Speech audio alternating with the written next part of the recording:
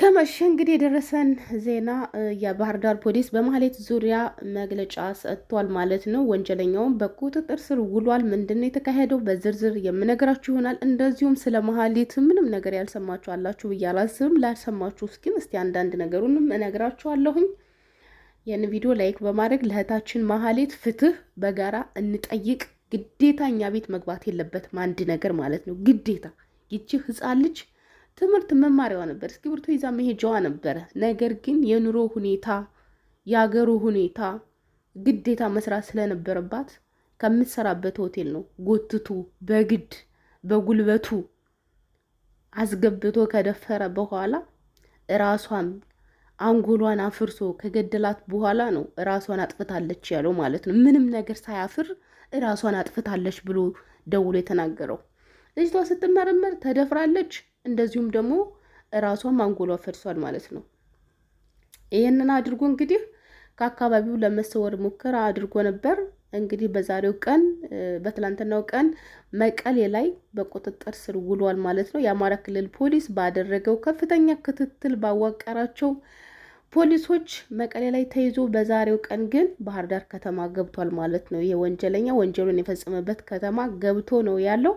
በጣም ነው ደስ የሚለው። እግዚአብሔር እንደዚህ አይነት ነገር ስንሰማ በቃ የሆነ ሞራል ይሰማናል። ደስ የሚል ነገር ማለት ነገ ችግር ቢፈጠር ህግ አለ። ነገ ችግር ቢፈጠር ለእውነት የሚቆም ሰው አለ።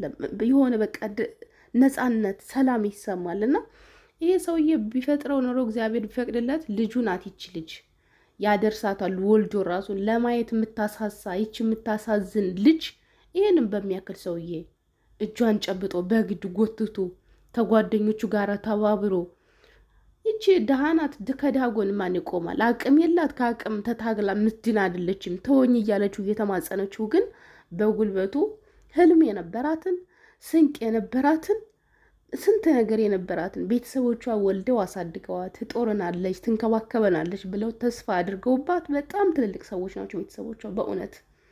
እሱ ግን በአንድ ጀንበር ህይወቷን ሸኘላት እስከ ወዲያኛው ማለት ነው። በአንድ ጀንበር እንደ ተራ ነገር ህልሟን ቀበረው። እንደዚህ አይነት ሰዎች እኔ ምንም ምህረት ይገባቸዋል ብዬ አላስብም። ተገቢውን ተመጣጣኝ ቅጣት መቀጣት አለባቸው።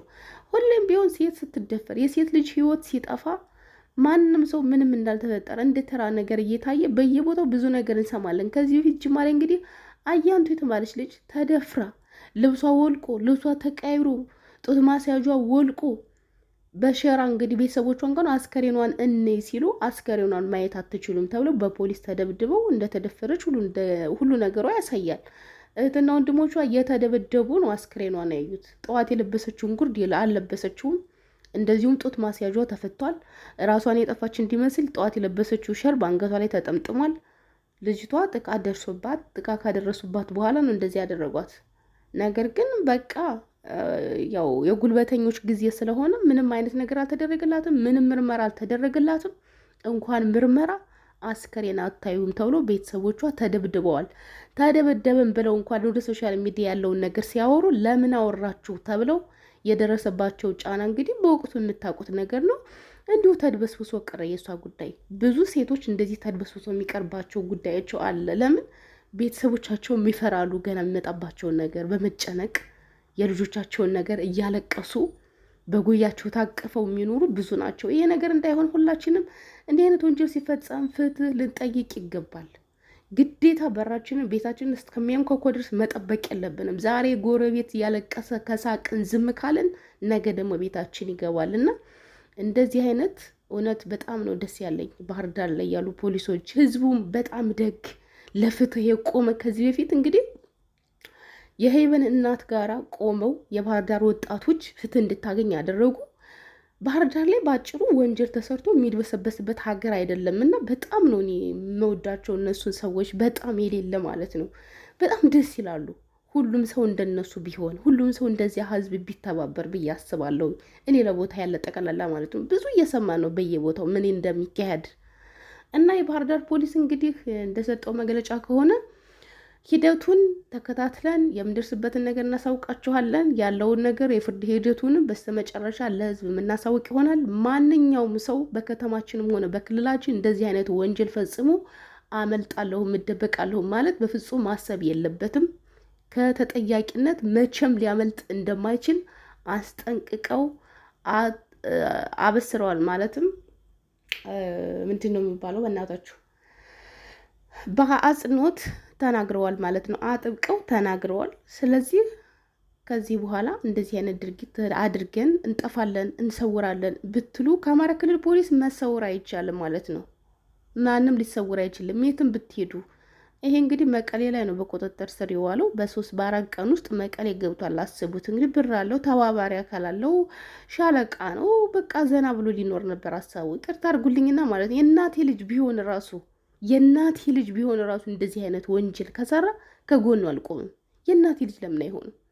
ምክንያቱም ይሄ ለልጁ አይመለስም፣ ለእህቱ አይመለስም። እንዲህ አይነት ወንድ እንደዚህ አይነት ወንድ እኔ እንጃ አላቅም። ይቅርታ አድርጉልኝና እንደዚህ አለለም። ፈራጅ ፈጣሪ ነው፣ ግን እንደ ሰውኛ እንኳን ስታስቡት የጭራቅ ነው። ለእኔ ጭራቅ ነው። ከጭራቅ አስተናንሻ ላይሆን የመጨረሻ አገራችን ላይ እየተካሄደ ያለው ነገር በእውነት መንግስታችን በጣም ትኩረት ማድረግ አለበት እዚህ ጉዳይ ላይ ብዬ አስባለሁ። በጣም ማለት ነው። በዚሁ ከቀጠል ነገ ጠዋት ምን ልንሰማ እንደምንችል አናቅምና ዛሬ በተደረገው ነገር በጣም ደስተኛ ነኝ። በእውነት እግዚአብሔር ይመስገን። እንደዚህ ደግሞ ተከታትለው ስራዬ ብለው እንደዚህ ለፍርድ ማቅረባቸው በጣም ደስ ብሎኛል እና ይሄ የክልላችንም ፖሊስም አይመጥንም፣ ፖሊስ የእኛንም እንትናችንም አይወክልምም ሲሉም አጥብቀው ተናግረዋል ማለት ነው። እንግዲህ የመጨረሻውን ሂደቱን ደግሞ መጨረሻው ያማረ ይሁን። እንዲያው መጨረሻውንም እንደምታስደስቱን ተስፋ እናደርጋለን። እውነት ሁሌም ቢሆን እኔ በጣም ነው ባህር ዳር ለሚካሄዱ ነገሮች ብዙ ጊዜ በጣም ነው ማለት ውሳኔያቸው፣ የሚያደርጉት ነገር፣ ክትትላቸው ብዙ ጊዜ ባህር ዳር ላይ የተፈጸመ ወንጀል የሆነ ነገር ያገኛል፣ የሆነ ፍሬ ነገር ሲያገኝ ያለሁኝ። ግን ሌላ ቦታ የ8 ዓመት ህፃን ልጅ መች ነው ተደፍራ በገዛ ዘመዷና በአባቷ ጓደኛ በ5 ወራቸው ነው የተለቀቁት። በ5 ወራቸው ተለቀው ራሱ ቤተሰቦቹን እያሳደዱ ነው የሚኖሩት ማለት ነው። ይሄ አላቅም እንደምል ሰው ደፍሮ ህፃን ልጅ ገሎ በዋስ ለምን እንደሚፈታን ያላቅም። ማርያምን ነገኛ ቤት ቢገባስ የፍርድ ቤት ሂደቱ ፖሊሶችስ ምኖችስ ቤታቸው ስላልገባ ብር ስላላቸው እንደዚህ የሚደረጉ ነገሮች እውነት እንደ ሀገር ህልውና በጣም ትልቅ ውድቀት ነው ብዬ ነው የማስበው። ስለዚህ የህግ የበላይነት ሀገራችን ላይ መከበር አለበት። ሁላችንም ቢሆን ይሰማናል። የህግ የበላይነት ይከበር። ባለስልጣንም ይሁን ማንም ይሁን ምን የህግ የበላይነት ይከበር። ሁሉም የህግ የበላይነት ሲከበር ነው ሀገር እንደ ሀገር ሁላችንም ልንኮራ የምንችለው እንጂ ድሃ ወይንም ደግሞ ታዋቂ ሰው ለፍትህ የማይቀርብ ከሆነ ሀብት ገንዘብ ያለው ሰው ለፍርድ የማይቀርብ ከሆነ ይሄ እኔ እንጃ ለሁሉም እኩል ነው ብዬ አላስብም። ዲሞክራሲ ነው ብዬ አላስብም። እና ዛሬ ግን በጣም ደስ ብሎኛል። ይሄን ደስ የሚል ነገር ላሰማችሁ ብዬ ነው። በእውነት በጣም ነው ደስ ያለኝ። በጣም ነበር ያዘንኩት። በእርግጥ ያው ይሄ ሁሉ ነገር ቢሆን ለቤተሰብ የሚመጣ ነገር የለም። ግን ደግሞ ፍትህ ሲገኝ በጣም ደስ ይላል። ቤተሰቦቿ ተቃጥለው እናቷ በስተርጅና ቤተሰቦቿ እንደዚህችን የመሰለች ወጣት ልጅ ህልም የነበራት ልጅ ለማየት እንኳን የምታሳሳ ቆንጅዬ ልጅ እንደዚህ በአጭር አስቀርቷታል። እሷ ባትመለስም ግን ፍትህ ደግሞ ሲገኝ ደስ ይላል። ያው እንግዲህ ፈጣሪ ለሁሉም ላዘኑት መጽናናትን ይስጥልን፣ ለእሷም ነፍሷን ይማረው።